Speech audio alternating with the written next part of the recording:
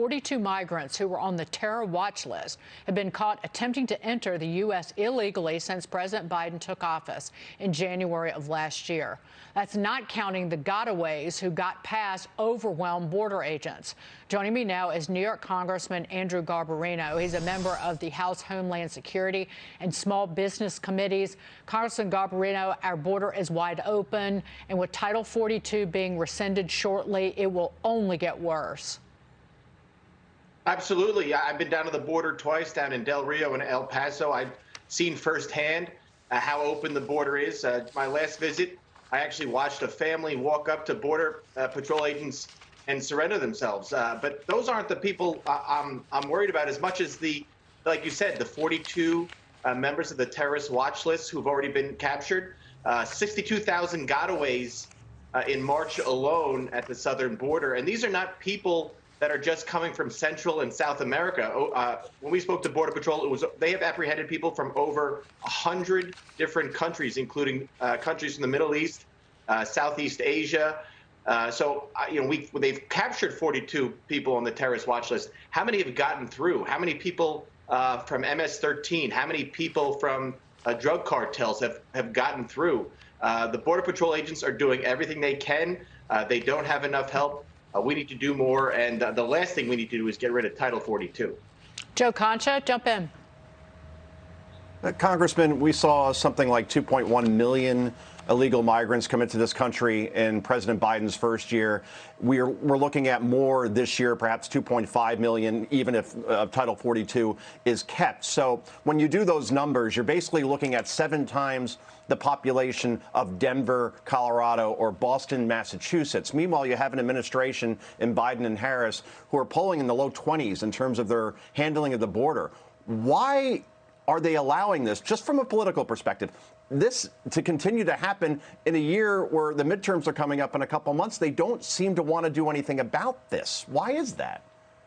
I don't understand what the thinking is. You're now seeing Democrats, both in the House and the Senate, jump ship, especially on this policy to get rid of Title 42. Politically, it makes no sense to me. Governmentally, it doesn't make any sense to me. But politically, I don't understand what they're thinking of. Whoever's advising them is doing them a great harm.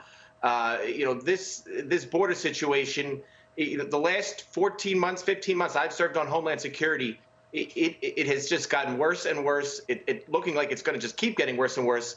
I have people coming up to me in the grocery store, coming up to me at restaurants, talking to me about the border. It's on the top of everyone's mind. And the fact that they are still pushing ahead with getting rid of Title 42, politically, I don't understand what they're thinking. Into this, Congressman, President Biden is moving to make it easier for lower-income borrowers to have their student loan debt forgiven. The forgiveness would apply to about 40,000 people, with 3.6 million people getting a 3-year credit. Congressman, what does this do to, or say to, the people who paid their own way? I think this is a complete wrong way to go about it. If you want to help students, if you want to help people with student loans, you have to fix the actual problem. It's the cost of college. It's the ease of getting these loans. I still have over $75,000 in student loans from my getting my law degree. I knew I was taking out those loans. I knew I was going to have to pay that money back. I never expected it to be forgiven. I never expected not to have to pay it back. I think everybody who takes out those loans, they sign those documents. They know they have to pay it back.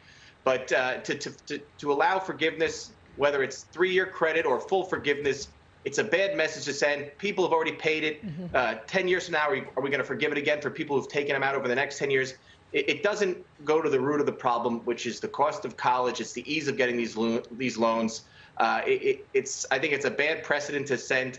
And what are they going to do? Start forgiving home mortgages next? Inflation's already at a record high, and just allowing this to happen would just set it even higher. Before we go, New York City Mayor Eric Adams is blaming woke progressive policies for the city's soaring crime rates. Listen to this. Major mistakes made throughout the years that destroyed the trust that the police commissioner is talking about.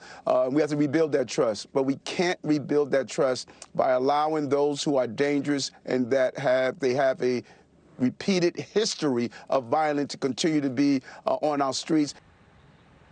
Meantime, there's a former rapper whose social media account is filled with anti-police rants who is running to become a leader in the Democrat Party in Brooklyn. Noah Weston tweeted this weekend, quote, "The greatest threats to this city are Eric Adams and the NYPD." Congressman, New York doesn't have a lock on this insanity, but it is particularly pronounced here. Oh, absolutely. I mean, I spent 8 years in the state legislature, and the woke members of the state assembly and state senate, they're the reason this bail reform law that has caused all this rise in crime.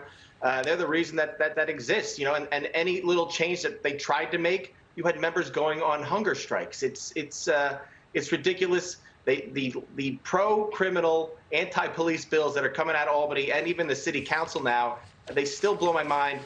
Even with what's going on politically and what's going on in the city, we just had that shooting last week. Right. Crime is at a record rate.